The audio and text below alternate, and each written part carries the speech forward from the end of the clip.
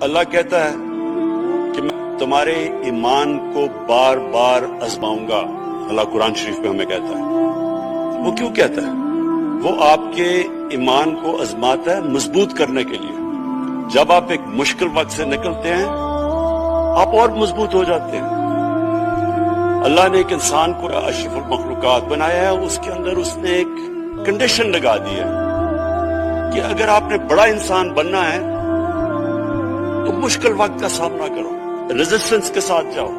بھاری ویٹ اٹھاتے ہیں جسم تکڑا ہو جاتا ہے. ذہن کو جتنا ہم آزمائیں گے اور آزمائشوں میں ڈالیں گے, سب سے بڑا جو پاور ہاؤس ہے وہ ہمارا ذہن ہے, وہ اور تکڑا ہو جاتا ہے. انسان تکڑا ہو جاتا ہے. پارٹی بھی تب تکڑی ہوتی ہے جب وہ مشکل وقت سے نکلتی ہے.